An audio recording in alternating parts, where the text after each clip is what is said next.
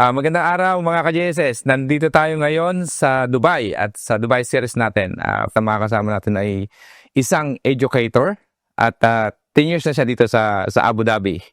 Maraming salamat, Doc Richard. Maraming salamat po, Sir Vic, for welcoming me sa Global Success Stories. Okay, welcome. Maraming salamat din po sa oras, sir. Doc, unang-una, gusto kong pasalamatan dahil talaga naman nag-effort pa kayo papunta dito sa Dubai from Abu Dhabi.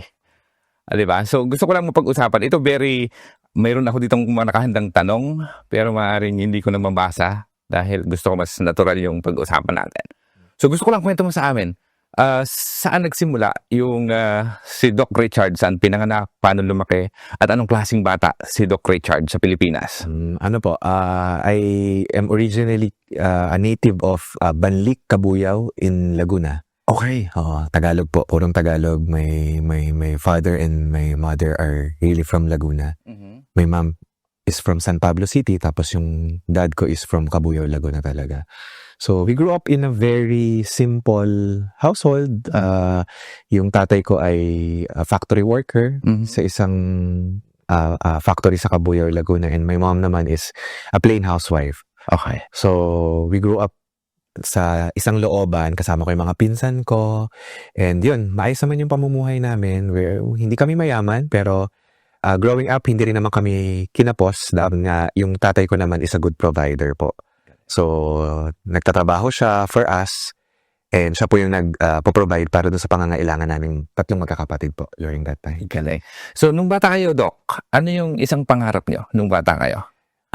Actually, bata pa lang ako, as far as my memory is concerned. Lagi ko itong kinawento sa wife ko. Uh-huh. I always is a fan of everything that is luxurious. Yung parang lagi ako nangangarap ng mga palasyo. Kaya fan ako ng mga Disney character. Yung gusto ko yung mga hari, mga reyna, mga prinsipe, prinsesa. Gusto ko yung ganung klase ng buhay. Although, alam ko naman sa sarili ko nung time na yon kung hanggang sa lang yung kakayahan ng parents ko to provide for us.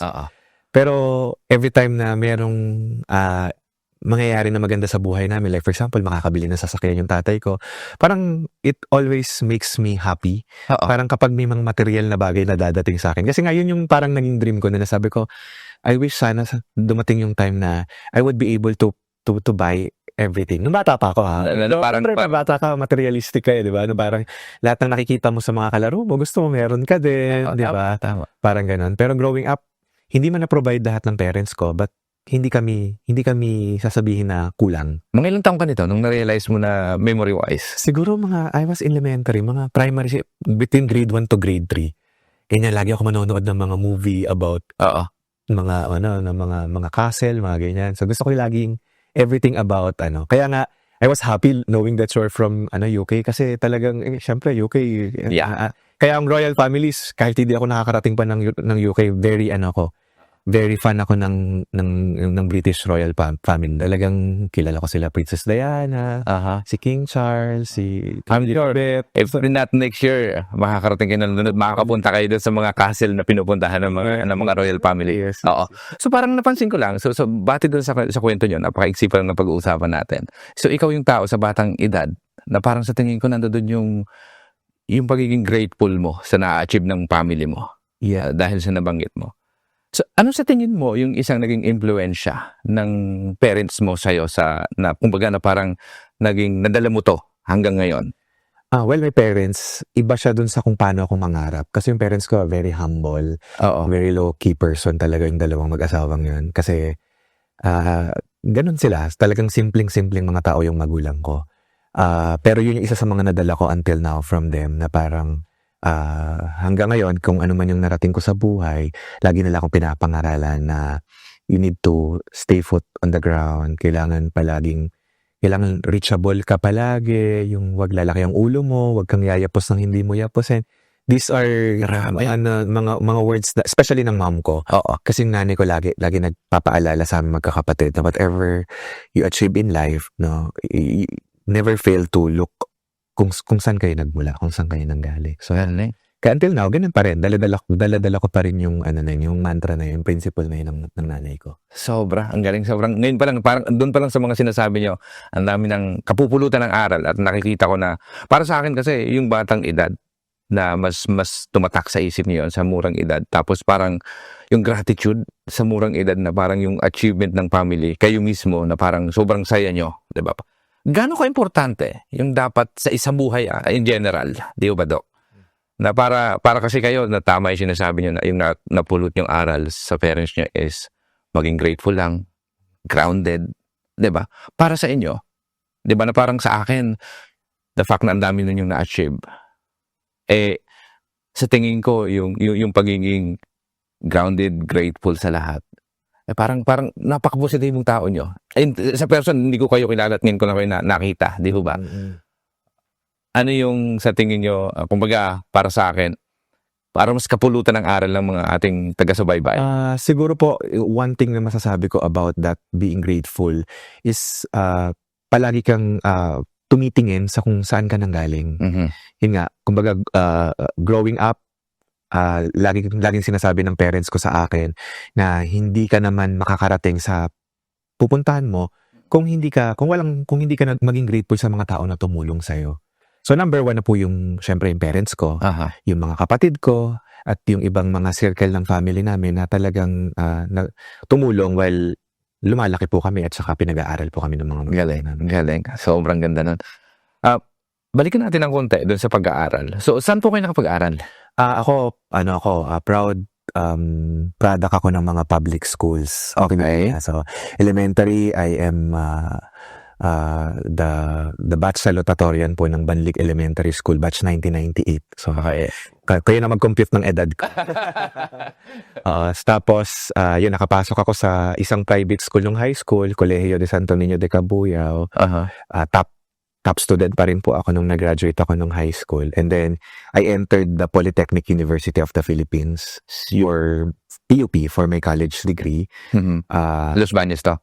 No, PUP, not UP. Okay. Polytechnic University of the Philippines in Santo Tomas, Batangas. So sa Batangas kayo Yes po. Nag-graduate ako ng college. I took up a Bachelor of Science in Industrial and Organizational Psychology. Pero that time, I never stopped dreaming. Sabi ko, yung mga dream university ko, dahil alam ko naman na hindi ako kayang pag-aralin ng parents ko, sa mga dream universities ko, sabi ko, babalikan ko yan. Sabi ko, in time, I will be able to do that. Okay. So, and it happened, no? Nakakatawa, Sir Bit, nakakatawa. Kasi, ito yung isa sa mga bagay na siguro maipagmamalaki ko na na-achieve ko personally. Kasi, I've never stopped dreaming. Hindi ako tumigil mangarap po kasi. Dahil nga, yun nga, bata pa lang ako, ganun na yung thinking ko eh. Gusto ko palagi yung something fancy. Yung parang, yung kayong mangarap ka na rin lang, sagarin mo. Sagarin mo na, correct po, ganun po. So, nakagraduate ako ng public university. But then again, my dream university was Lasal, Ateneo, yung mga ganung mga klase ng university. Pero alam ko hindi namin kaya. So, I took the initiative to took the scholarship program ng PUP. I was qualified. Yeah, I entered as an entrance scholar for PUP and I finished the degree psychology. Then after that po, nag-masters na ako. After graduation ko ng college, diretso masters ako. Ang galing. Ako po yung pinakabatang nakagraduate ng masters dun sa batch po namin. I was just 23 years old na nakagraduate ako ng masters in psychology. Wala may masters in psychology. Then afterwards po, napatigil ako dahil nakapag-asawa na po ako, nagkaroon na po ng pamilya. But yung pong thought po nung dream ko na maging doktor, for example, hindi po nawala yon. Kasi that has been the ng parent ko sa akin, lalo na ng nanay ko. Lagi niya sinasabi sa akin, anak, mahirap lang tayo, pero yung mga mayayaman, ang lamang lang sa'yo niyan pera. Ikaw matalino ka. Laging sinasabi sa akin ng nanay ko yun. Kaya sabi ko, sige. So, 2020, nagkaroon po ng chance, after kong i-open yung company, nagkaroon ng chance for me to finish my PhD. Okay. So, dito na yan sa UAE? Yes, narito po ako sa UAE. Na po siya, pandemic po nung time na yon. So, yung mga professor namin from St. Paul University, Manila, napunta po sila dito. Congratulations, sir. So, nakagraduate ako ng PhD ko in 2 years time, 2.5 years sa St. Paul University. So, I had my PhD, Doctor of Philosophy and Education, major in Curriculum Design, Development and Supervision. And then, I've never stopped. Hindi pa rin po ako tumigil. Doon na po ako pumasok. Doon na po yung mga time na nasabi ko yung mga pangarap ko, kaya ko na siyang gawin. Kaya ko nang pumasok daw sa mga Aha. university na Sa pangarap mo noon. before. Opo. So, I end up earning certification, postgraduate certification from Ateneo de Manila. Ang galing. Opo. Then, this December 3, I am going back to the Philippines kasi gagraduate po ako ng UPOU naman sa University of the Philippines po sa Los Baños, which is one of my dream university rin. Yan, di ba? Then, after that po, December 10, I'll be flying po sa US, sa Boston, because I was accepted po for a senior executive leadership program in Harvard. Grabe. So, sa tingin ko, yung mga achievement mo, at talaga namang tumatayo balahibo ko, at talagang sa sobrang, yung driven nyo, doon sa sabi mo nga na kanina, nabanggit mo na kung mangarap ka rin lang, sagarin mo na. Pero, sa akin, yung action, gaano ka importante para marating yung mga nararating nyo ngayon? Of course, lagi yung sinasabi, di ba, nasa Diyos ang awa, nasa tao ang gawa. So, you cannot just pray. You need to pray and do some actions. Okay. So for me, action is really, especially for me na yung negosyo namin is into education. Continuous learning talaga yung naging sandata ko, Sir Vic. Galing. So, I always see to it that I am continuously learning. Aha. I always see to it that I am always up to date in terms of the technology. Galing. Kasi naniniwala po ako doon sa sinabi nung CEO ko before nung nagtatrabaho pa ako one time sa Pilipinas. Sabi niya sa akin, Mr. Deluria, so very formal yun kung tawagin niya ako. I'm reporting directly to the owner of the company. I'm very blessed to have been working to those kind of people. No? Yeah. Hindi lahat ng tao nabibigyan ng pagkakataon na makipagtrabaho directly sa mga CEO eh. Ang galing. So, one of the things na sinabi niya sa akin, Mr. Deluria, sabi niya sa akin ganun, a business that is stagnant is a business that is dying. Yeah. And I 100% agree. Pag daw stagnant yung negosyo ay dying business daw talaga. Walang grow eh, diba? Para ka sa talagang you need to be innovative. You need to keep on developing your portfolio. Oo. Especially sa amin, Oo. in terms of education. Ang galing. Ang daming nangyayari. So, Pag-usapan natin sir yung balikan natin yung doon sa nabanggit mo, yung sa parang, sa akin, tama yung sinasabi mo. Pagka nagkaroon ka ng opportunity, masyadong connected ka doon sa CEO ng isang company. Tapos, yung trabaho na to, ito ba yung first job mo sa Pilipinas? no po. Okay. I was in different, ako, nagkaroon din ako ng mga job hopping experience nung tawag. Okay. Alam niyo po yung pagkabata ka, Yeah. you tend to be experimental. Tama. Totoo yan. Ka mas magiging masaya in terms of your career. Kasi niniwala ako nung time na yun, bata pa ako, I will be able to do a lot of things. Ganun. Sabi ko kasi pagdating ko ng mga 40 or 50 years old, I should be stable enough Oo. for me to be able to, to know kung ano talaga yung gusto kong gawin sa buhay. Oo. So marami pa akong pinagdaan ng trabaho noon. Usually I lasted mga 1 to 2 years lang maximum per company. So I work in different big corporation. So if I can mention some. Well, that's absolutely, that's fine. Yeah. So I worked with Philips Electronic. Okay. I was Sa Laguna, right? in Laguna and also in BGC. Aha. Then I worked with IBM. Okay. So Boros nag-engineering Electronic. specialist ako sa IBM. And then yung last job ko was with Forza Group Corporate Office. Okay. So one of the biggest conglomerate in Manila in terms of manpower and toll manufacturing solution. Galing. So, I was the senior HR nung time na bago ako lumipad po dito sa UAE. Aha. Aha. So, dun sa mga trabaho, pinaka-challenging part ng, obviously, yung pinakaunang trabaho na 1 to 2 years, ano yung pinaka-malaking challenge? Meron ba noon o wala pa? Challenge would always be there kasi every company na pinapasukan ko, I always see to it that I'm giving my 100%. Ang nakakalungkot lang ngayon, Sir Vic, especially with the Gen Z. I'm not against the Gen Z, pero yung mga Gen Z ngayon, iba na yung line of thinking nila, di ba? In terms of work. Makikita mo, although meme lang siya, minsan sa Facebook, sa Reels, pakikita mo yung mga meme nila na parang, oy, wag kang galingan sa trabaho mo, hindi ka mamamanahan ng kumpanya. Pero mga ganyang mga sila, may mga ganyang mga attitude sila. Pero kami nung time na yun, hindi eh.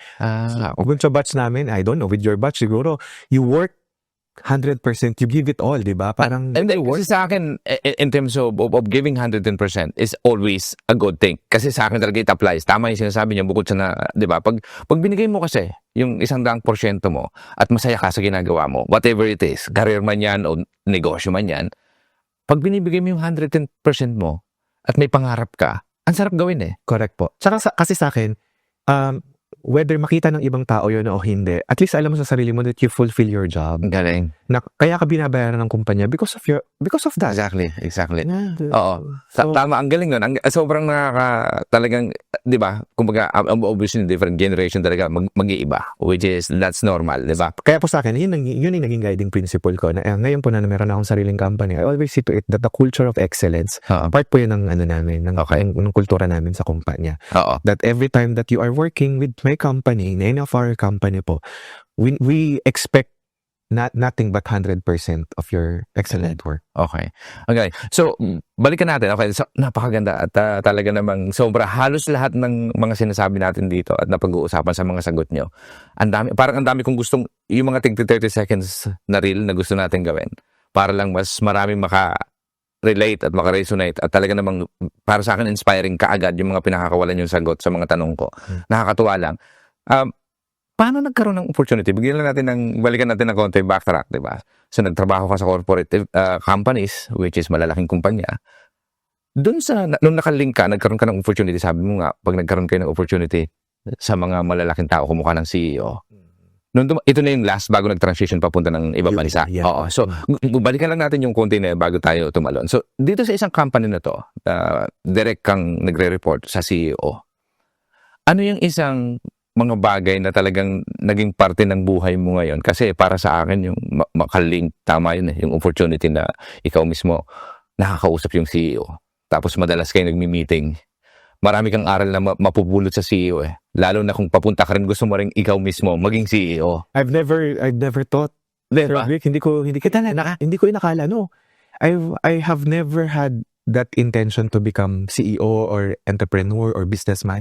Wala yun sa wala yun sa turf ko moving here. Oh. Kasi kahit pagdating po dito, ang thinking po namin mag-asawa is really employment. Which is nangyari naman. Totoo. For the first 3 years namin dito, Oo. sa asawa ko for the first 4 years po or 5 years, nagtatrabaho po kami. I was an HR manager din po sa mga companies dito sa Dubai, Okay. po sa Abu Dhabi. Si Mrs. nga po is a pediatric nurse naman sa isang government hospital po sa Abu Dhabi. So for the next 3 years after po naming mag-set in ng aming foot dito sa UAE, nagtatrabaho po kami. Ang galang. So, sobrang talaga kasi, di ba, ito, lahat tayo, ako mismo, isang OFW na nagpunta rin sa ibang bansa, na dati nung bata ako, hindi ko din naman pinangarap as in mag-abroad, di ba? Ako sa akin, yung gusto ko lang dati, I don't know, for some reason, gusto ko mag-isang negosyante, na bata pa lang, Okay. di ba? Pero, Ako never po. Kahit yung simpleng pagtatayo ng tindahan sa Pilipinas, hindi namin naisip mag-asawa. oo. Guys, so gusto ko ngayon makita kung paano yung transition. So, nandito na kayo, nakarating ka dito. Kasi bata, hindi mo naman pangarap. Ang pangarap mo lang ng bata kay yung bang gusto mong sana one day magkaroon ako ng siguro isang castle house. Yes. Di ba? Para magkaroon ng malaking bahay, sasakyan. Yung which is the fancy things na usual na mga dream ng mga bata. Oo. Tapos hindi mo pinangarap din na typical na, gusto ko maging doktor o gusto ko maging sundalo. Wala sa inyo. Wala po. Walang pangarap mag-abroad. So, nung dumating yung opportunity, paano dumating yung opportunity sa'yo na mabigyan na makarating ng Abu Dhabi? Paano nangyari? Yun nga po, going back, yung wife ko is a nurse po sa Pilipinas. And then, alam niyo naman, sa Pilipinas, basta mga nurses are not Gustong umalis Are not ng paying- Pilipinas. are not receiving the proper Tama. pay. So, Siya yung nauna. siya po yung nauna. Okay. She was here September 5. I can still remember. September 5, 2015, nung nag-flight po siya. Wow. Then, 3 months after po, Nakasunod ka agad. sunod na kami, December 24, 2015. So actually, this coming December 24, it's my 10th year po dito sa UK. Galing. Ng Okay. month na to. Okay. So, So, ang ganda. Diba? 10 years ka na dito. Gusto ko lang makita. So, typical na OFW, pumunta. Ano yung mga unang buwan na pakiramdam mo? Siyempre, first time mong malalayo sa pamilya siguro. yes po. Nang matagalan. Yes po. May anak ka na nito. Yes po, 2 years old yung panganay ko. Okay. So, umalis yung asawa mo. Diba? Ang ganda lang kasi para sa mga OFW nating taga-subaybay. So, nauna si Mrs., may anak kang isa. Kasama, I believe nasa Pilipinas kayong mag-ama na iwan. Yes po, naiwan Maiksing panahon, pero at least naranasan nyo Yes po. na maiwan ng isang asawa na OFW na may anak. In 3 months, ano yung pinaka-challenging part no? Sobrang challenging nga. Actually, hindi kami sigurado nung umalis siya kung susunod ka ko. Dahil nga, I have my career back Yeah. in the Philippines. I was the senior manager ng isang malaking corporation. I have a car, I have a brand new car, we have our home. No, I'm living my life basically talaga nung time na yon. But then again, yung 3 months na yun was very difficult sa aming mag-asawa. Kasi lagi kami nag-aaway. Hindi kami pwedeng maghiwalay ng mag-asawa. Hindi kami pwedeng magkalayo. It was a decision that I need to make for my son back then. Kasi sabi ko kung hindi ako susunod sa asawa ko, baka maghiwalay kami. Okay. So parang ikaw, nung time na yun, nabuo yung decision mo sa pangarap na gusto mo magkasama kayong pamilya. Correct po. Handa kang i-give up yung magandang mga opportunity sa Pilipinas. Opo. Actually talagang tinalikuran ko siya. Galing. Tinalikuran ko po talaga lahat yon, yung Napakahusay. lahat ng meron ako sa Pilipinas. Oo. So, and ito pa yung pinaka-dilemma. Pagdating ko po dito sa UAE, wala akong trabaho for the next 6 months. Okay. So, Pero maraming ipon. wala rin kaming ipon. Masyado? Walang masyadong ipon kasi hindi pa kami financially literate nung time na yun. Okay. So, we live, kahit na malaki yung sweldo, we live paycheck by paycheck. Okay. Kasi hindi ako financially literate pa nung time na yun. Okay. Even po nung nakarating ako dito, 6 months akong walang trabaho, we live paycheck by paycheck. Tapos, inaaway ko lagi yung asawa ko. Kasi sabi ko, bakit mo ako pinapunta rito? I was really, one of the lowest moment of my life nung time na yun. Kasi, 6 na buwan akong parang masisiraan ng ulo. Kasi sabi ko, Grabe. hindi ako makahanap ng trabaho dito nung time na yun. Sabi ko, bakit ganon? So, but after 6 months naman po, I was lucky enough to land a job na after that. Then, ganun pa rin. Ang nangyari, kahit malaking sweldo ko, I was HR manager nung time na yun. O siya ay pediatric nurse. Tapos libre yung bahay namin dito. Dahil sa kanya, pabahay ng gobyerno? Yes, babae po ng gobyerno. Sa kanya yun? Yes. Kasi pinaalaw kayo na isama yung pamilya. Yes. At sumira doon. It's like, Wow, napakaswerte nyo naman. Airbnb that we have. It's a 1-bedroom At apartment. kahit na, pero walang renta. Diba? Yes, wala po. Tapos, we still living paycheck by paycheck po nung time na yon. Hindi kami financially literate. Wala kaming ipon, wala kaming mga life insurance, wala lahat. Kumbaga parang, kung ano yung sinusweldo namin every month, ubus din. Okay. So, ang ganda lang nito, kasi ako, ang tagal kong nandyan sa lugar na yan. Diba? Kasi lahat, for some reason, tama yung sinasabi mo, walang pangarap, siguro mag-ipon, walang pangarap magnegosyo. Parang, sige lang, ngayong buwan, tatanggap tayo ng sweldo, maaari, oy, tara, enjoy tayo ngayon. Diba? Walang plano eh. Kasi, okay lang, maganda naman, may tirahan ka naman. So, ikaw, sir, yung natutunan mo, Doc, dito sa, sabi mo nga ngayon, parang nakita ko na sobrang, diba? Palagay ko nagpa-mentor o na-mentor talaga. Gaano ka-importante ngayon yung kinikitang pera na dapat pala talaga pinaglalaanan mo dapat mas malaking pangarap o na mas siguro bilang isang educator ngayon, 'di ba? Very important po para sa akin kasi yung pera, especially yung natutunan ko po dun sa Ateneo program na inatenan ko. Scalable po yung pera and pera is a tool for you to be able to be successful. Oo nga. Doon ko po talaga naintindihan lahat yung value po ng pera. Oo. Na pinaghirapan po natin. Dapat po talaga napupunta po sa maayos, napupunta sa maganda. So, na-realize mo to bago pa na i-put up yung kasi nauna yung, ano ba nauna? So, gusto ko kasi from employee. Yes na. Sige. Okay, so gusto kong, Ang nangyari ko kasi, di ba, I was working 2016 until 2018. Yeah. Pagdating ng 2018, dumating po si Ateneo program dito sa Abu Dhabi. So, may mga program po for financial literacy. It was a 6-month program, certification course. The program is called Leadership and Social Entrepreneurship. Okay. So, the program is composed of 3 factors. Okay. Merong leadership, merong social entrepreneurship, tsaka may financial literacy. Ang galing nito. So, ito bukas to kahit may qualification to? Bago ka makapasok? Kahit po, kasi sinimulan ng Ateneo itong program na to sa Roma. Para sa mga kasambahay po na eventually gustong mag-migrate sa ibang bansa or for good na po sa Pilipinas. Okay. They want to start up something. So, nung dumating po yung program na yun dito, that was in 2018 po. Okay. From March to October po ako nag-aral nung time na yun. Talagang every session namin, para akong binubuhusan ng malamig na tubig. Kasi lagi kang sapol. Lagi kang tinatama. Yes. I don't know if you're familiar po with Sir Vince Rapisora. He's like one of the financial gurus sa Pilipinas. Okay. Yeah. It's like searching kitan. Oo. So, si Sir Vince, pumunta po siya dito sa UAE. I attended personally po yung session niya. It was a whole day affair. There was an activity, kikilabutan pa rin po ako. Kasi yung may activity po doon kung saan pinagawa niya kami ng formula. Okay. Kung magkano yung ipon namin, magkano yung utang, kung may insurance ba kami, alam mo yung, so, doon mo na-realize. fail, lahat ng aspect, fail ako. Grabe. I was an HR manager back then. Tapos yung asawa ko ay pediatric nurse.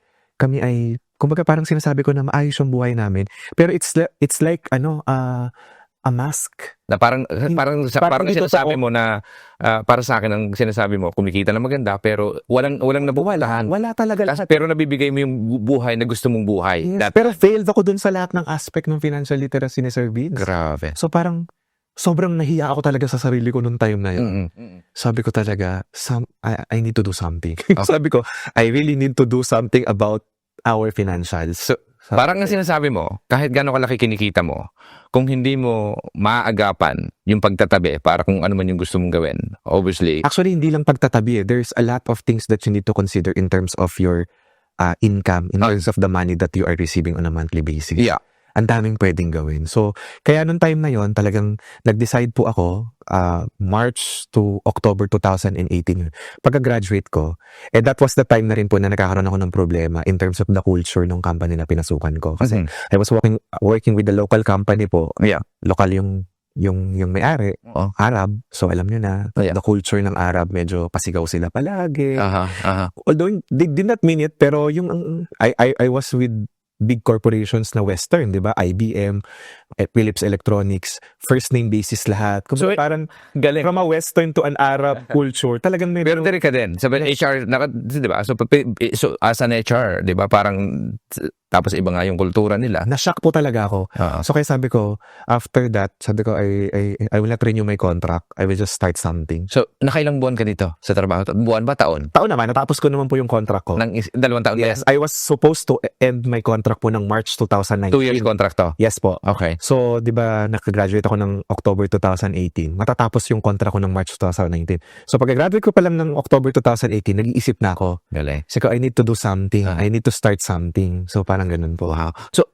paano mo nagagawa? Kasi yung iba, sinasabi nila na so busy ganito. Pero para sa inyo, may anak, may asawa, at yung sinasabi mo kanina, nung nagsisimula tayong yung usapan natin, na talagang pag nangarap ka, samahan mo ng action. Para sa akin, yung sinasamahan nyo ng action na nag-aaral kayo para yung mga bagay. Kasi, isang nakita ko sobrang talino nyo eh. Isa sa mga nakikita kong, alam mo yun, in terms of sa edukasyon, talagang sobrang top students, 'di ba? Tapos pagdating pala sa na parang sa finance nung na-realize mo, wow, ang dami ko pa palang bagsak ako dito, 'di ba?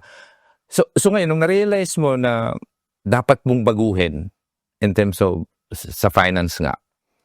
Ano yung kumbaga para sa akin, ano yung nagbigay sa'yo ng aral na pwede nating, kasi yun eh. Once na-realize mo na at accept mo na may problema, doon pala magsisimula yung pagbabago.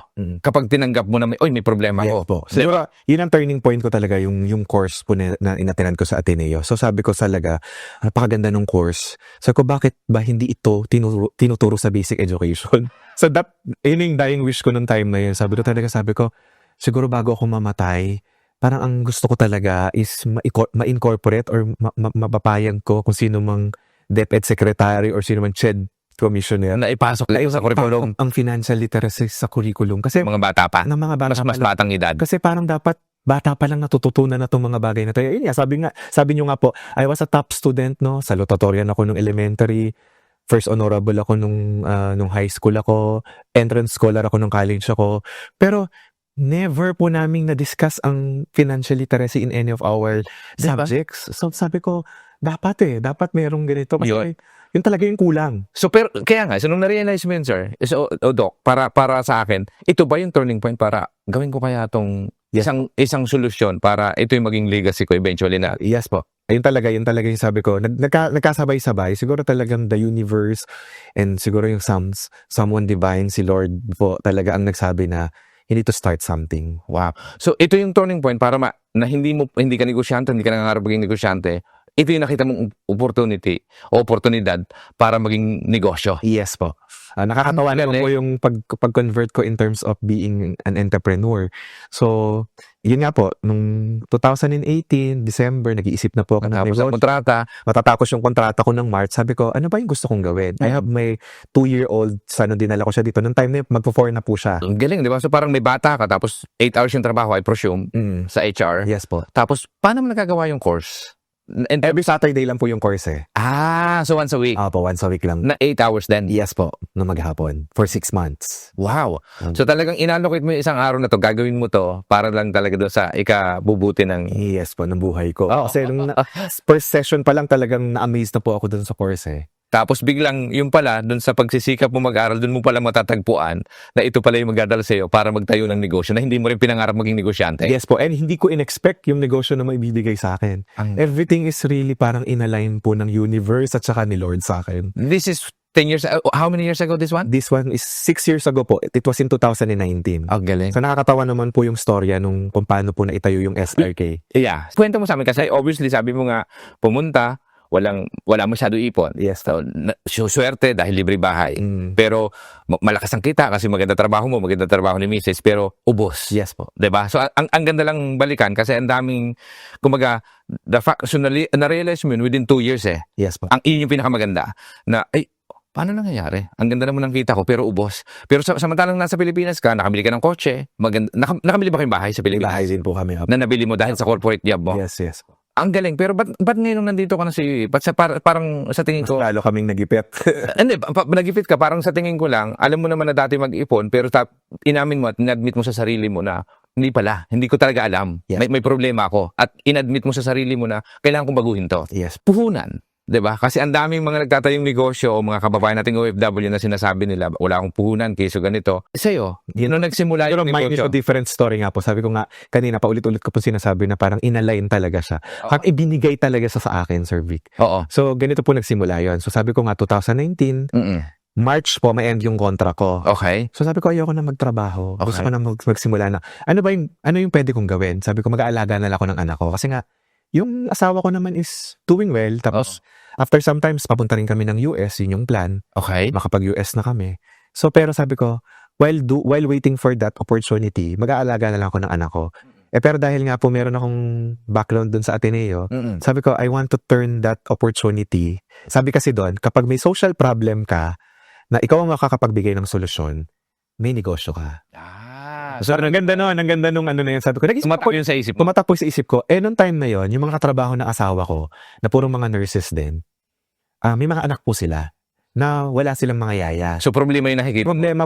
Problema namin pare-parehas kung sino even po yung anak ko, Oo. kung sino mag-aalaga ng anak ko. Sabi ko, ako na lang mag-aalaga sa anak ko. I-give up ko na yung yaya kasi I'm paying how much po dun sa yaya, yung visa rin ng yaya. Kasi mahal po talaga. Yeah. So sabi ko, ako na lang mag-aalaga dun sa anak mo.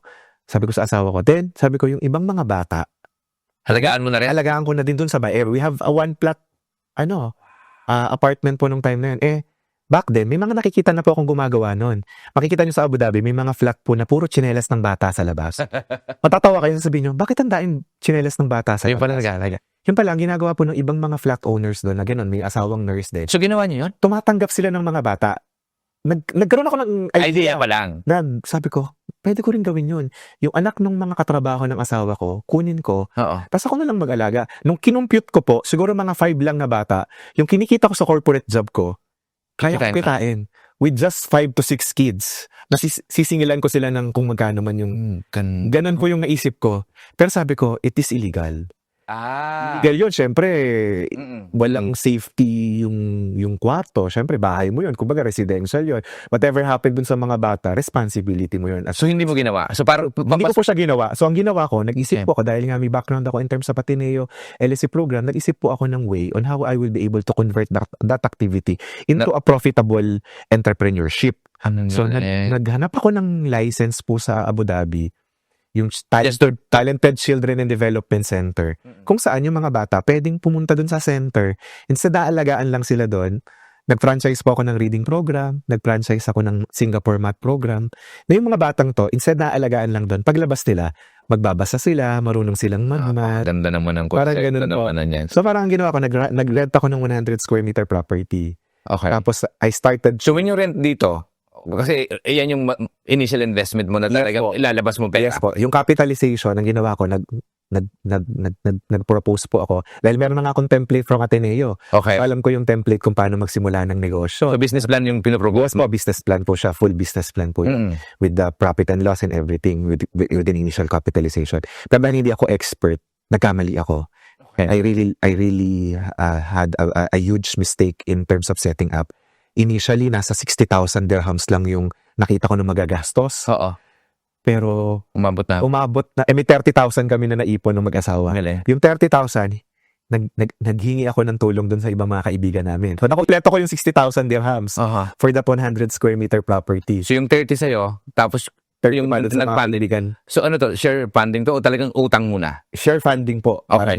Nagkaroon sila ng share nag-share sa po sila. company. Share sila sa company. Okay. Hanggang ngayon po, yung mga shareholders ko na hanggang ngayon, investors pa rin po na. Ang galing, ang galing. Kumbaga yung trust and confidence naman ng mga first investors po namin. Napanindigan naman namin mag-asawa. Oo. But yun nga po, yung 60,000, hindi po siya kasya. Yun yung nakakatawa. Yung parang ano ko na nga, kumbaga parang tuition fee ko na in terms of the life that I wanted to do. Ang maganda lang po noon, si Mrs. nga ay sa government nagtatrabaho. So inalaw po siya ng government loan doon sa bank. So Para mapunuan pa? yes, nagdagdag kami ng more than around 300,000 dirhams pa for us to be able to complete po yung at least yung first 6 months po nung Oo. operation namin. So linawin ko lang ito, napakaganda nito, no? Kasi sabi ko nga, yung iba daw, magsimula ka sa maliit, 'di ba? Pero sa'yo, yung investment mo, tinodo mo lahat eh. Yes po. Kasi Tapos first investment to? yes, Hindi ka nag-attempt talaga na magnegosyo at all. First po namin to. Ang galing. So sa akin, bago, 'di ba? Para sa akin, itodo mo yung 30,000 na savings mo, tapos hindi ka sigurado, wala kang experience doon sa gagawin mo, pero nangyari.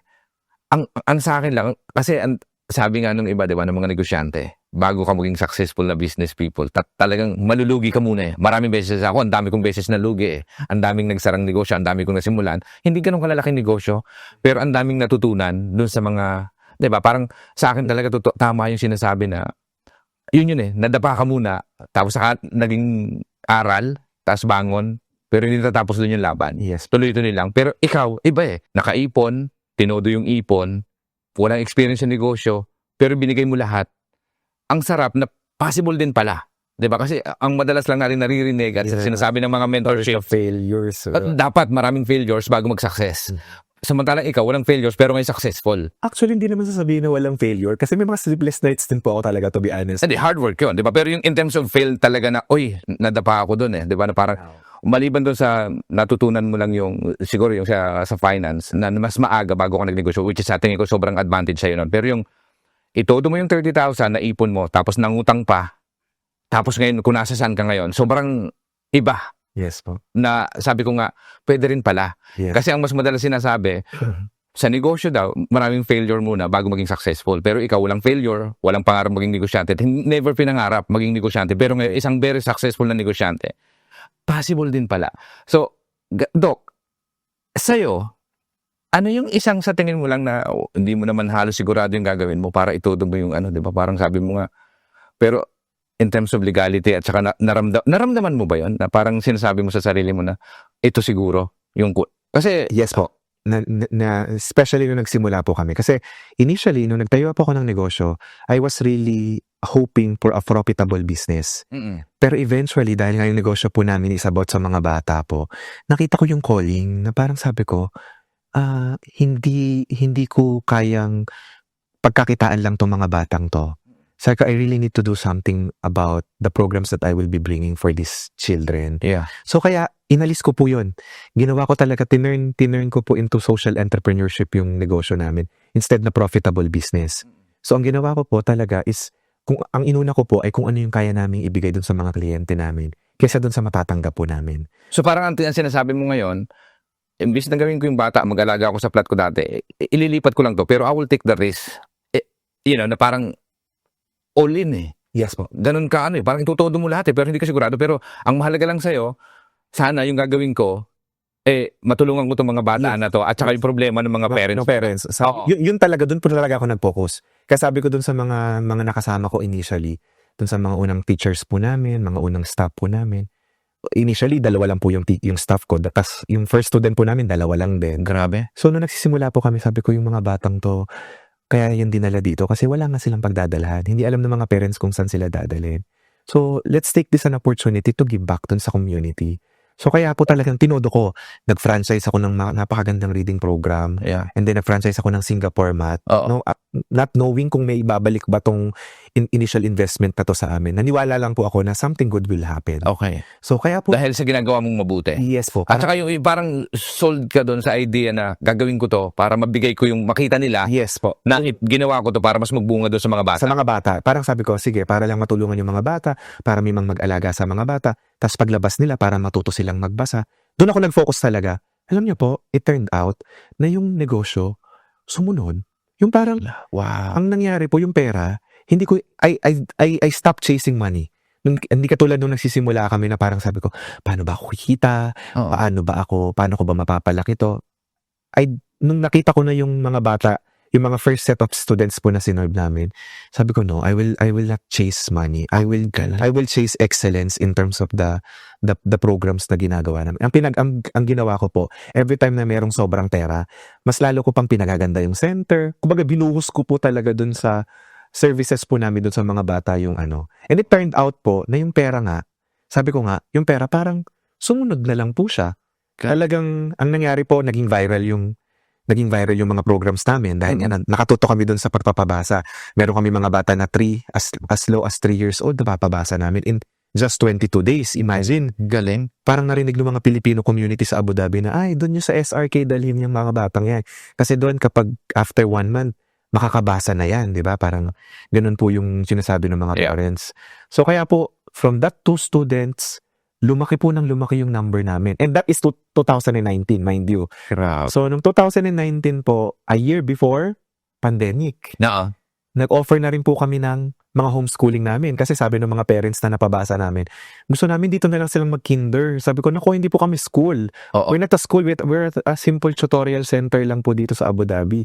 Kung gusto niyo pumasok sa school, dun po sa mga proper school kayo pumasok. Yeah. Sabi niyo, hindi, Sir Richard. Gusto namin dito na sila mag-kinder. So, dahil dun sa push ng community sa akin, naganap ako ng homeschool provider sa Pilipinas. Dinala ko po dito. So, kaya po nakapagsimula na kami ng mga homeschooling programs po namin. That was in 2000. So you hire people from the Philippines? Hindi po, dito na po ako nakapag-hire ng mga tao. So, yung mga homeschool program po namin, in-enroll namin yung mga bata. Tapos dahil ba, pag homeschool po, nasa bahay lang ang mga bata. Tapos yung kayo pupunta? Oo. Di ba? Hindi. Ang mga parents ang magtuturo pag homeschool po eh. Okay. So, ang ginawa po namin, yung mga centers namin, kinonvert namin sa tutorial centers. Na yung mga bata, instead na nasa bahay lang sila, punta kayo sa center namin, yung part nyo as parent, sa pagtuturo, kami nagagawa. Kami na magtuturo sa kanila. Okay. On a tutorial basis pa. Oo. Parang ganun po. So, paano to? So, kunyari lang may mga kapanood ng mga, obviously, marami tayong kababayan na set, di ba? Hindi lang sa, ano to, Dubai pa lang, so, Abu Dhabi pa lang so far. Actually, hindi po. Buong mundo na po ngayon yung homeschooling. Yung ginagawa mo? Yes po. Mga students na po ako from UK. Oh, wow. May mga students ako from US, from Japan, from Vietnam, from Singapore. Meron na rin po kami mga homeschools. So, tapos hindi lang to lahat, Pilipino lahat to? O hindi naman? Meron din po ibang mga lahi. Meron na ngayon. As a little percentage, pero the biggest percentage pa rin po yung mga Filipino. Mga anak ko na mga OFW. So, tapos ang galing. So, lahat to online? Online and homeschool. And yun nga po, mga face-to-face. Kaya po may mga centers po kami dito sa UAE. Oo, pero wala pa kayong, in terms of actual face-to-face. Meron po. May expansion na kayo? Meron na. Dito sa Abu Dhabi, sa Al Ain, sa Dubai, sa Sharjah, tsaka po sa Fujairah. Ang galing. In a span of 6 years. Yes po. Nagsimula po yung expansion a year after kung i-open yung center noong 2019. Pagdating po ng 2020, pandemic, lahat ng mga bata dito nag-homeschool. Galing. Kasi nga po, bawal lumabas ang mga bata. Nung time na yon, nagkakagulo yung mga traditional school. Oo. Kasi hindi sila ready for homeschool in execution. Kami po, 1 taon na namin siyang ginagawa. Grabe. Kaya nung dumating po yung time ng 2020, dun po lalong mas nadagdagan ng estudyante po namin. Ito lang para sa akin, yung expansion yun nangyari, kasi ang sinasabi may stages yung sa negosyo di ba? Yung first 3 years, survival yan Tapos pag naging success na, di ba? Parang bago mag-expand, dun ka muna sa success talaga kumikita. Pero ikaw, a year. Yes po. Sobrang agresibo yung paglaki nyo, sobrang bilis. Ano yung pinaka-challenging? Kasi parang sa akin yan, parang lahat. Naging challenge po talaga is yung paglaki, yung pag-expand po namin. Oo. Nagkaroon po ng time na parang uncontrollable, pero dahil nga nandiyan yung opportunity, sabi ko, I need to take. So imagine niyo from 2 students to 2,300 students right now. Ilan na student niya ngayon? 2,300. Wow, worldwide. Worldwide po yun. Ang galing. So, before nakikipartner school po ako sa Pilipinas, yeah. dun sa mga homeschool provider sa Pilipinas. Ngayon po, I own 2 campuses po sa Pilipinas. Wow, galing. Yung isa pa po ay international school at former LaSalle accredited school po sa San Pedro, Laguna. 1 hectare property. May swimming pool, may basketball court, may volleyball court, may conservatory. It's like really something that I did not Plan expect at all and at expect. all. Hindi ko po pinlano. Dumating lang siya. Na parang sabi niya, may school na binibenta doon, LaSalle School. Sabi ko, hindi ko yan kaya. Sabi ko, hindi ko kaya. Oo. Kasi the amount is really Paano mo nabili? outrageous. Alignment pa rin po. Siguro talagang sinabi ng universe at saka ni Lord na this Pwede question. natin ma-disclose yung figures, rough bulk figures. Yes po. It was offered to me at 100 million pesos. Wow, my goodness. Pero yung first school ko po sa Montalban Rizal, smaller. Nabili ko po siya na mas lesser. Pero na-scale up ko na rin po. So, isang Christian. Ito lang sobrang balikan natin sa kinikilabutan na sa numero ha. yung ano po, yung campus na yon, 100 million nung in-offer sa akin, pero mas napababa po namin. Yeah, but still, I mean 6 years wala, tinodo yung 30,000, which is 30,000 how much in Philippine money? 400,000 pesos. Walang not even half million. In a matter of 6 years, grabe ka. Sobrang, di ba, na parang sa akin, hindi Acquire po namin yung LaSalle School namin, former LaSalle School namin in 2023. So parang 4 na taon pa lang po yung company nung time. Wow. Ibang klase. Sa akin, boss, ibang klase yung expansion nyo, sobrang nakakabilib, di ba? Sobrang bilis. Ikaw, bilang isang negosyante ngayon, na hindi na nangangarap maging negosyante at naging negosyante, kasi minsan sinasabi sa negosyo, yung sobrang agresibo sa pag-expand, yung iba, dun bumabagsak. Pero ikaw, iba, ang nakikita ko sa'yo, vertical ka eh. Diretso yung pag-akyat mo. Tapos sobrang, wala lang, parang sinasabi mo lang parati, siguro ito yung tawag, siguro naniniwala akong malakas ang pagdarasal nyo siyempre. At ang paniniwala nyo mismo na ito yung calling sa'yo. Ganun kalaki yung kinita, worldwide kayo, tapos from ilang estudyante nagsimula? Dalawa. Ilan na? 2,300. 2,300 students, tapos worldwide na nag-umpisa sa Abu Dhabi, tapos ngayon may malaki kang opportunity sa Pilipinas na pwede pang lumaki ulit. In the next 5 years time, ano yung gusto mo gawin dito sa... You mentioned about vertical expansion po, no? Oo. Padagdag ng mga centers, padagdag ng mga Sobra estudyante. Opo. And what I am planning, especially for the next 5 years po, is horizontal growth naman. So we're looking for opportunity in terms of diversifying yung mga portfolios ng grupo namin. Ganda. So we're into AI curriculum learning management system and school management system ngayon na for distribution na sa mga LGUs. Okay. Yung mga LGUs na po na nag-signify ng kanilang interest in terms of the learning management system namin. Tapos may mga adult training programs din po kami na sinisimulan, mga certification and upskilling courses po. And continuous po kami ng development ng mga AI ready courses like po yung Early Reading Academy namin, yung aming reading program na nakakapagpabasa in just 22 days. Meron siyang digital version ngayon na ilagay ko na siya sa iOS at saka sa Google Play Store. So ilalagay mo parang ngayon ang naiisip mong gawin? Digitalization na po ng mga programs. Instead of you maglagay ka ng mga actual center doon sa mga iba't ibang city. Para madami pong mas mabilis. Mas mabilis. Tapos may mga virtual reality version na rin kami na kinikreate ngayon. So nag-develop ako ng sarili kong research and development department sa company. Na-launch na to, hindi pa? Yung pong ERA virtual reality will be launched ng first quarter next year. Next year. Opo. Pero yung digital version, na-launch na namin this year po. Kumusta? Maganda po.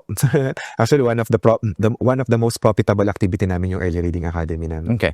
So, kung babalikan natin tong ang layo na lang narating mo na parang sa akin, ang dami kong natutunan dito sa pag-uusap natin. Talagang ako'y nagpapasalamat unang-una ako sa pag-share nyo nito. Talaga namang yung viewers natin, naniniwala ako na sobrang ka-inspire yung istorya nyo. At talaga namang, kumbaga may pinagdaan ng hirap, pero hindi ko nakitang sumansan.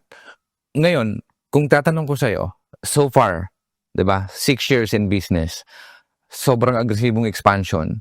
Ano yung pinaka-challenging dito sa negosyo? O pinagdaanan mo in 6 years time na talaga namang na-overcome mo at masasabi mong, ay kung hindi ko ginawa to, baka... Napakadami. Actually, Sir Vic, yung isa lang na talagang tumatak. Pwede bang 3? Sige, okay, mas maganda. Mas maganda, mas marami. Sige.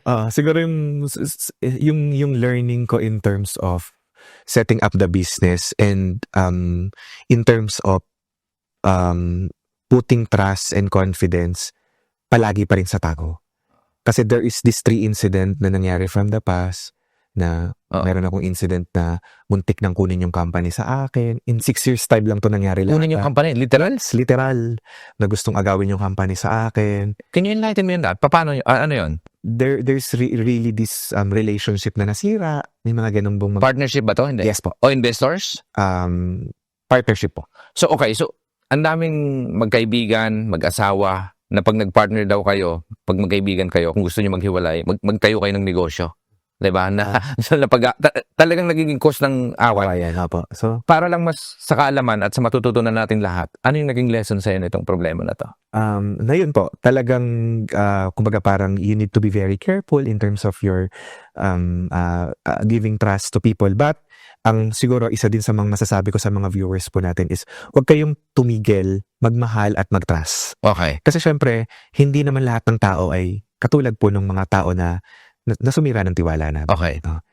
Aside po doon, meron na rin akong mga embezzlement case Okay. from the past na talagang malalaking amount po yung nakuha sa akin. Okay. So, na pinagkatiwalaan ko din po yun. Lahat ganun eh. Kasi ang sinasabi ng iba, 'di ba? Sa akin sa negosyo ko, 'di ba?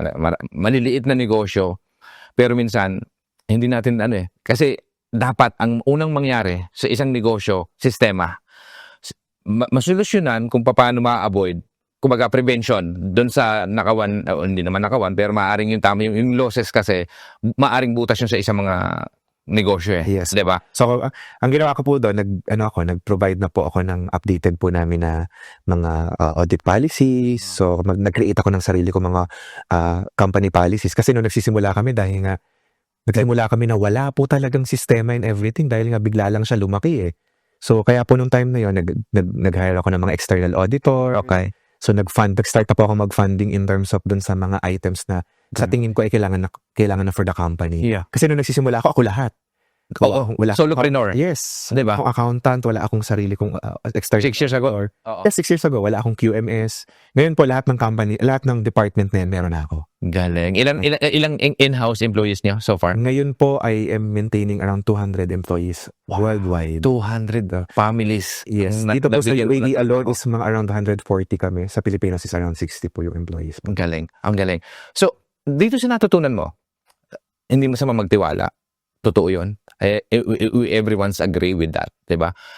Hanggang saan yung limitasyon in terms of, kasi yung tiwala, talaga dapat nandiyan yan eh. Kasi pag walang tiwala, Yes. mahirap makipag-negosyo eh. Tsaka sabi ko, hindi din magiging successful yung company if kung mapapaso ako Oo. sa pagtiwala sa tao. Kasi at the end of the day, hindi ko naman kakayanin lahat yan. Yeah. To serve 2,300 families Exactly. and to maintain like how many locations? Maybe around 15 locations right now.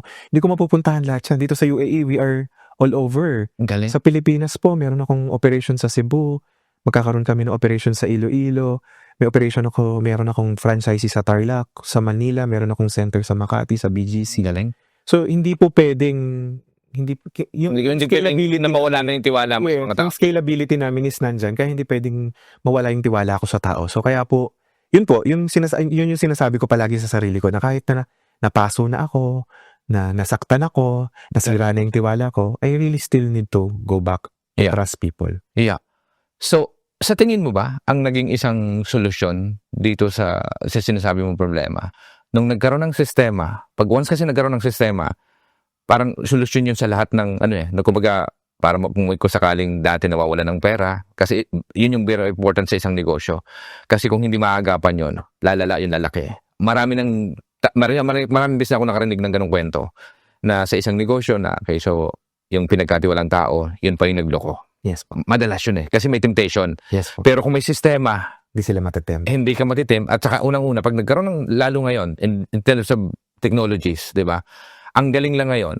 Ikaw, sir, para lang makapag-share tayo ng paano nyo ginawa yung sistema para ma-avoid yung problema na ulit na maaring makasira ng pagiging kaibigan? Yeah. Ako naniniwala po ako kasi talaga in terms of practicality. Okay. Yung layman's term palagi. Yun yung lagi kong parte ng prinsipyo ko in terms of running the business. I don't need mga high-polluting Oo. terminologies. I'm not a finance person. Yeah. I have my bachelor's degree in psychology, master's degree in psychology, PhD in education. Wala akong course na tinake in terms, except yung LSE program ko na merong financial literacy. May mentor ka ba?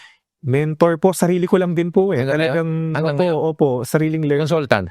Wala din po. Sarili ko lang po yung learning ko. Ako talaga kasi yun nga pong ginagawa ko, enroll ako ng enroll sa mga courses. Yun. Like for example, ito, papunta ako ng Harvard this December, so I'll take an So opportunity you just investing so much money for yourself for myself to learn, self-development. Opo. Gaano ka importante? Dapat sa isang kahit hindi ka negosyante. Kasi nagsisimula ka, sobrang matalinong bata, top students, di ba? Simula hanggang sa nakapagtapos ng university, talagang top student ka. At kitang-kita sa the way you, nakikita ko yun sa inyo na sobrang napakatalino yung tao. Ano yung bukod sa, sabi ko nga, yung sa sobrang laki ng expansion in the span of 6 years, ano yung isang bagay na pwede nating ma-share sa ating mga kababayan na nanonood ngayon? Na pwede nating masabing, ito yung word of wisdom na galing kay Doc Richard, masasabi natin. Ako, don't stop dreaming. Okay. Huwag kayong tumigil mangarap. And in terms of dreaming, also, alongside with that is don't stop learning. Okay. Huwag kayong maglagay ng wall in terms of your learning journey. Dalawa yan. Oo. Either inferior ka, sasabihin mo na, ay, hindi ko na kaya yan, ayoko nang mag-aral, tamad na ako, o kaya hindi na kaya ng capacity ng utak ko yan, di ba? Parang ganon. Or, superior ka, which is delikado naman. Alam ko na yan, marunong na ako niyan, no? Don't put a wall in terms of your learning journey. Always be open in terms of learnings. Kasi, I believe na yung natutunan mo in terms of your lifespan is just barely a minimum percentage pa lang yan ng kung ano pa yung kaya mong matutunan sa mundo. Ang galing. Ang ganda nun. Grabe yun.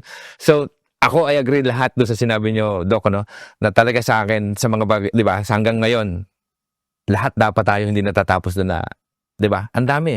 Sa journey natin, sa mga, kung ano man yung karera, trabaho, o negosyo, kung nasasan kayo ngayon, hindi mo pwedeng sabihin na alam mo na lahat eh. Correct po. Di ba?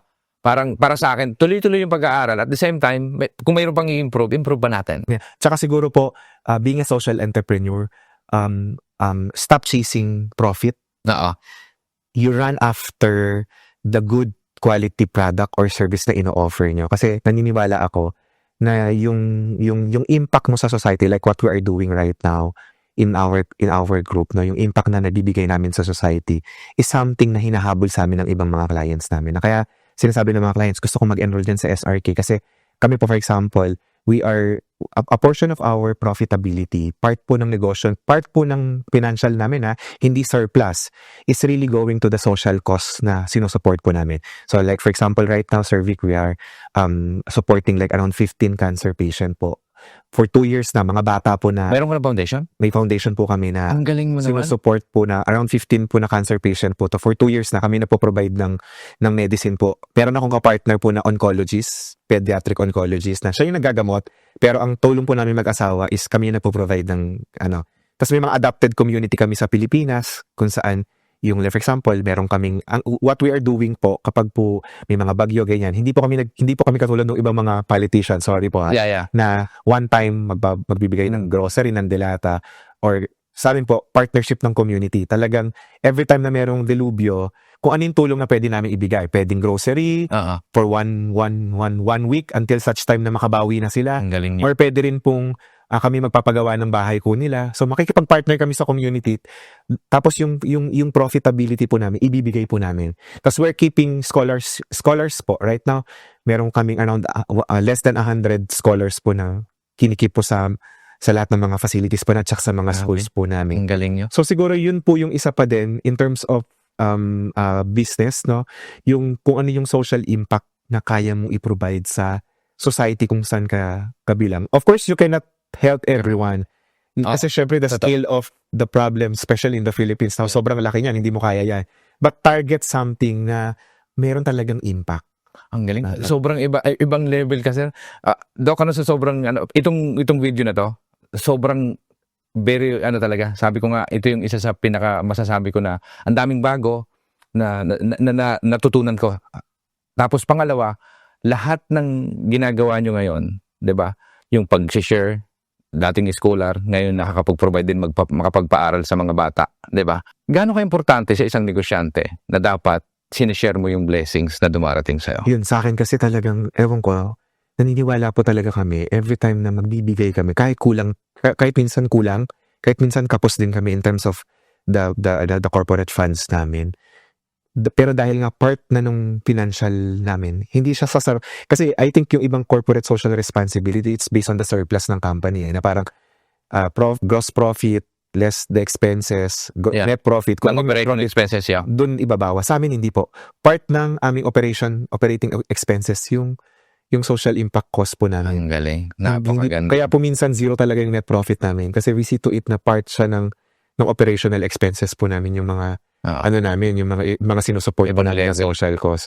So naniniwala po ako, kami mag-asawa, ramdam na ramdam po namin to, na every time na magbibigay kami, yung term po sinabi sa Bible, yung siksik, liglig, at Umaapaw. na biyaya, yun po talaga yun. For the last 6 years, yun po yung experience po namin.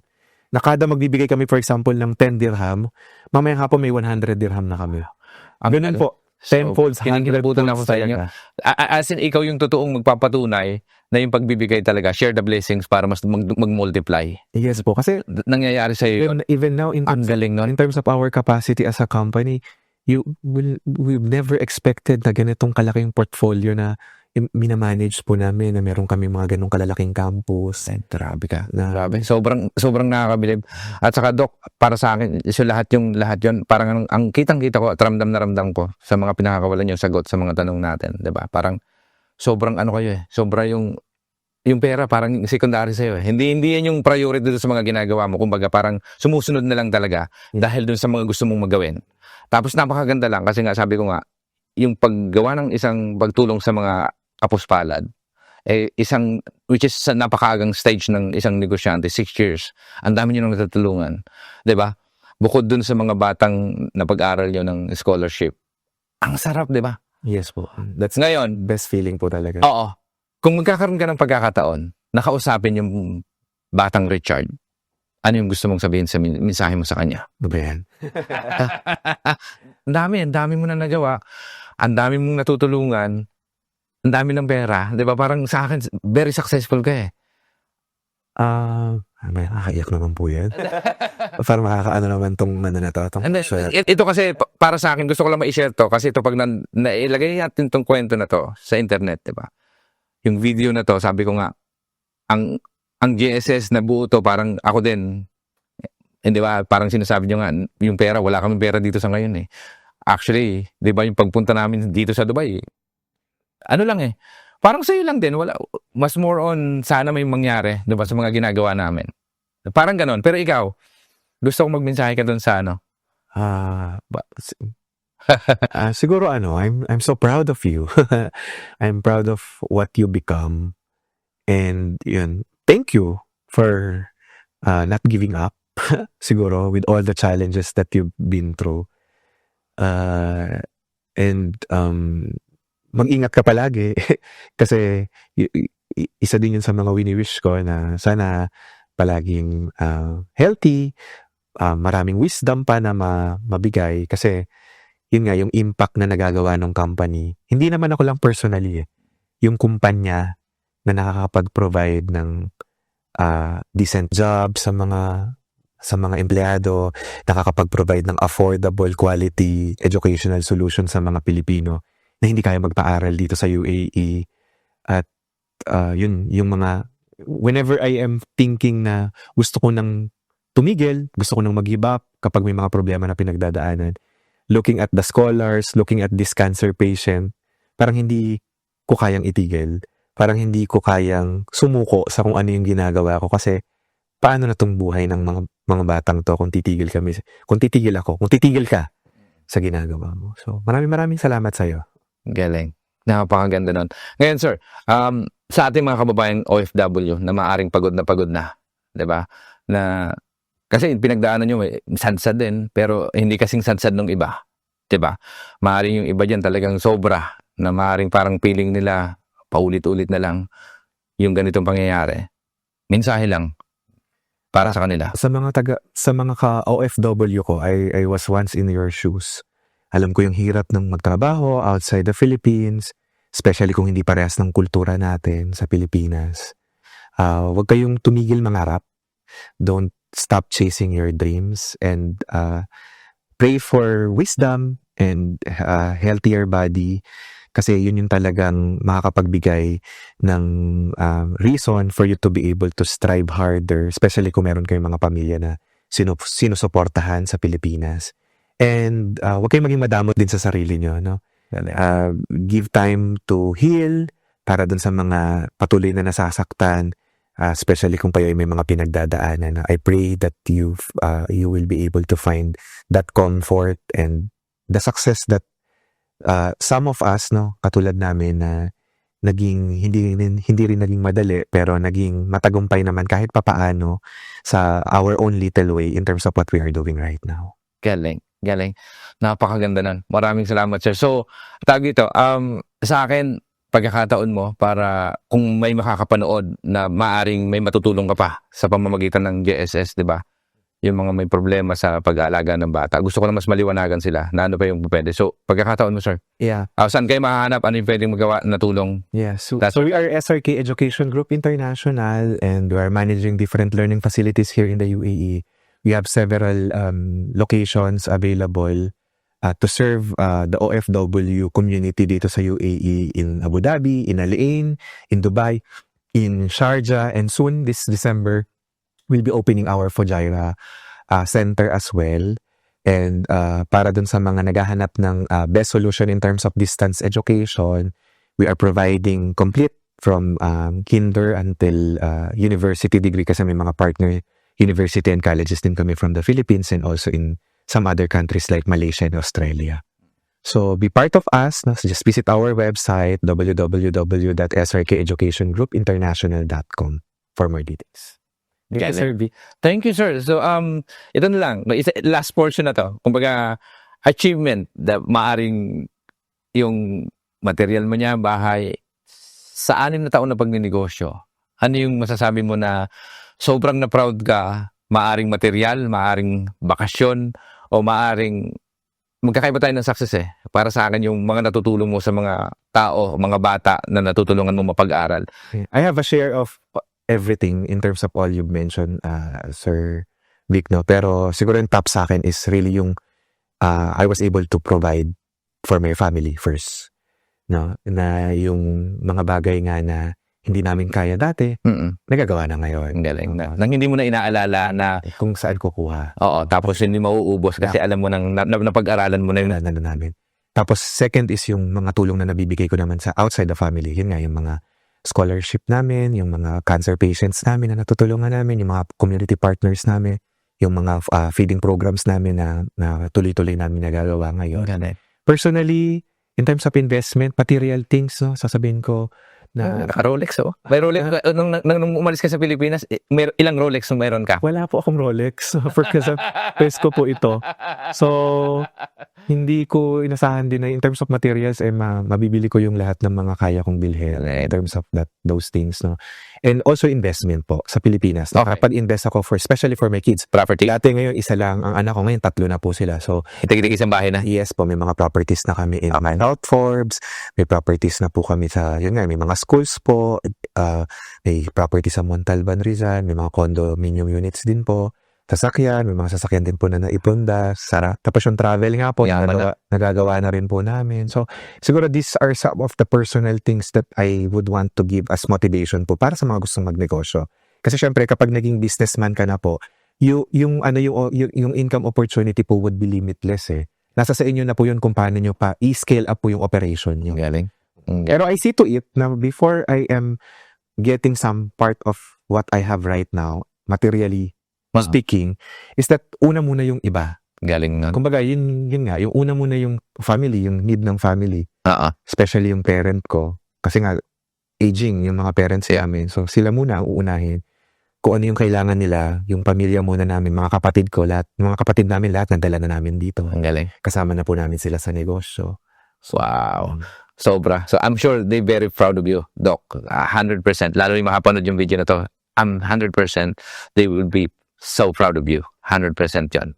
At talaga namang, kahit ako mismo, bilang isang Pilipino at isang OFW, bilang nagsimula OFW at ngayon isang matagumpay na negosyante, sobrang daming natutunan ko sa inyo at talaga namang yung makakapanood ng video na to, maraming matututunan, pa-inspire sa istorya nyo. I hope. Maraming salamat, Doc, Thank you very much po, sir. sa time. At sana po, mga kababayan, mga Platy, salamat po ulit sa oras at sa pagkakataong pinagkaloob nito. Alam ko po na yung istorya ngayon ay sobrang, para sa akin, isa sa pinaka masasabi kong sobrang inspiring. Ang daming bago na naganap, pero napatunayan natin na dahil sa self-development, pag-aaral lagi para sa sarili, para may mga bagay na pwede mo pang gawin sa pagninegosyo lalo, ay nagagawa. Napaka-importante yun. Sana po ay naging inspirasyon sa inyo. Ito na namang isang episode na to. First episode sa Dubai. Sobra. Una pa lang, sobrang na-inspire ako. At sana ay subaybayan nyo pa rin at tangkilikin, panoorin ang mga videos namin at makapulot ng aral at i-apply agad na sana rin po kayo one day makapagtayo ng sariling negosyo at makatulong din sa ibang tao at sa kapwa natin mga Pilipino. Maraming salamat po at hanggang sa muli.